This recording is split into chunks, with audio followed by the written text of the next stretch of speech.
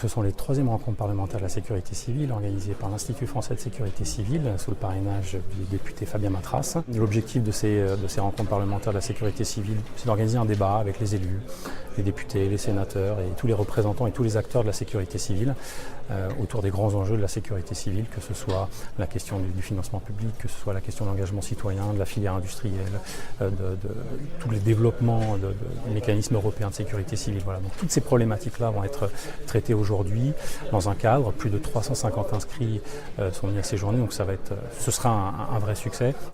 Donc je parraine cette édition où on aura normalement entre 5 et 10 députés qui viendront échanger lors de tables rondes consacrées à la fois à la mutualisation des moyens de sécurité civile, la gouvernance des SDIS et les perspectives qu'on peut avoir, et puis également sur l'engagement citoyen. J'ai tenu à ce que Madame Dumont, présidente du SDIS 83, puisse être là pour ces journées, mais c'était à la fois pour pouvoir avoir une vision sur ces thématiques-là. Le SDIS 83 est de plus en plus confronté à des problématiques de catastrophes naturelles, les inondations, les feux de forêt l'été. C'est un SDIS important qui fait plus de 100 000 interventions par an. On a également le président de la fédération, Éric Faure, qui est ici, le colonel de Seine-et-Marne, je crois, de mémoire. Et puis on a Olivier Richefou, qui est président de la CNIS, qui participe également à ces rencontres. Fabien Matras est chargé d'une mission sur le volontariat, donc forcément nous échangeons, puisque dans le Var nous avons 4400 sapeurs-pompiers volontaires.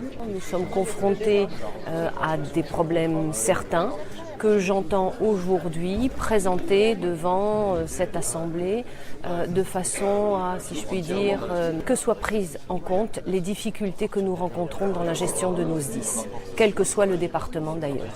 Il faut qu'on s'alimente en fait des retours qu'on peut avoir des territoires, des entreprises, des parlementaires également, puisqu'ils représentent la nation sur d'autres territoires que ceux que je connais moi habituellement. Donc pour moi en tout cas c'est essentiel d'avoir toutes ces remontées qu'on a à la fois de facteurs divers et puis de géographie variée également. La sécurité civile est un concept large. Elle intéresse l'État, elle intéresse les collectivités et puis elle intéresse de nombreux acteurs de la société civile. Donc ces rencontres sont destinées à les rassembler.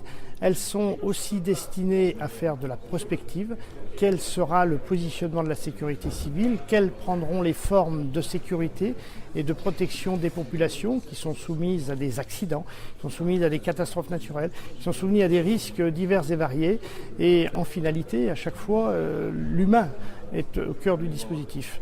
Donc nous avons souhaité, à travers cette 3e rencontre, réunir tous les acteurs, toutes celles et ceux qui sont impliqués dans cette politique publique en faveur de la population.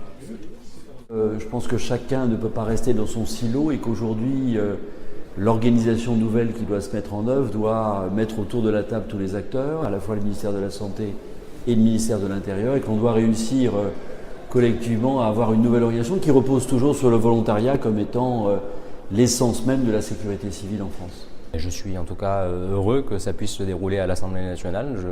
Ce n'est pas le cas chaque année, c'est parfois compliqué. Cette année, on y est arrivé. Je crois que c'est aussi un bel hommage de la représentation nationale pour nos forces de sécurité.